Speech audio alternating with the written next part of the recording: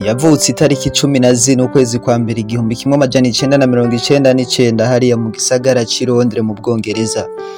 Ku myaka yiwe 26, uyu mugabo akaba afise umukunzi wiwe Lorraine Fly, bavyaranye umwana wabo w'umuhungu bamwita Jude.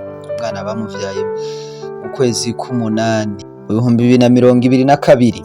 Uyu musore wa Arsenal akina hagati akaba yaraye yanditse amateka yo gutsinda kufra zibiri mu match imwe mw'iyi mikino ya Ligue des Champions, kandi akaba ari nazo kufra ziwe za mbere canke ya mipira y'imiterekano atsinze muri kariyere yiwe kuva atangiye gukina ivy'umupira w'amaguru.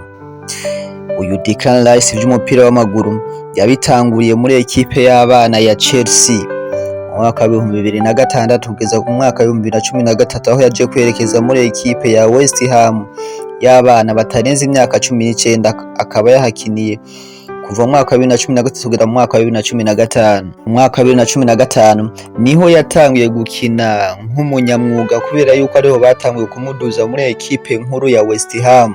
Iyi ekipe yayikiniye kuva mu mwaka wa 2015 kugeza mu mwaka wa 2023, aho yaje gusohoka mw'uyu mugwi yari gihanganga agwanirwa n'imigwi ikomeye nka za Man City na Arsenal, ariko wahitamwo kwerekeza muri Arsenal ku mafaranga angana miliyoni 114. Aba umwe mu bakinyi bazimvye babayeho muri Premier League canke muri shampiyona y'Ubwongereza, kandi ari umukinyi akina hagati atari na rutahizamu canke bamwe twita abasatirizi.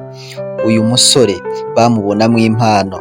Uyu musore kandi tubitsa yuko ibisekuru vyiwe biva muri Irlande, kubera yuko iyi ekipe nationale ya Irlande yayikiniye kuva akiri muto kugeza mu mwaka wa 2019, aho yahisemwo gufata ingingo yo gukinira ekipe nkuru y'Ubwongereza. Ariko tubitsa yuko imyaka yose yakinye bimwe kwita vya academy, abadakwiza imyaka 19, abadakwiza imyaka 16, aho si yakinya aserukira ekipe ya Irlande kubera yuko basekuru biwe ariyo bakomoka.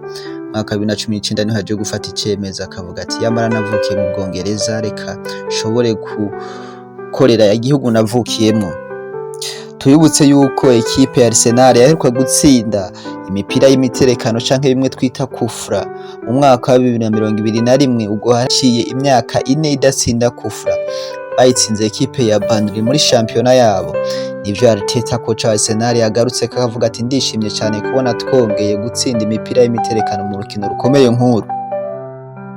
Mu majambo yiwe Declan Rice urukino rurangiye yavuze ko yishimye cyane kuba yashoboye gutsinda ekipe ikomeye nka Real Madrid ibitsindo 2 kuri kufra, kandi akavuga yuko ari rimwe mu majoro akomeye cyane muri football yoba yagize iri joro, kandi akongera akavuga ko ibitsindo 2 yatsinze vyari bikenewe cyane kuko Arsenal yari ikeneye intsinzi. Bamubajije uko yabigenje, yavuze ko kuri kufra ya mbere yari afise icumviro cyo gutanga umupira ku buri bagenzi we canke bimwe twita centre, ariko ahindukiye araba ngene abakinyi ba Real Madrid bahagaze bimwe twita kuri mire ku ruhome, ngene bapanze uruhome rwayo imbere y'igori rya Thibaut Courtois, ahita afata icemezo cyo gutera umupira mu igori. Akiwutera ntiyarazi biza kuba, ariko ati nawe uteye mfise gukekeranya, ariko nawe ubonye umupira ugwa mu igori, ugwa mu izamu.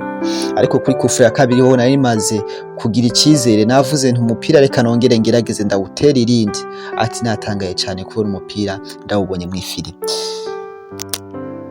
Ni Declan Rice rero yagize ijoro ryiwe ry'amateka no kwandika amateka mashasha muri football. Reka turindire imatch izokurikira bazokinira i Bernabeu hariya mu gisagara c'i Madrid.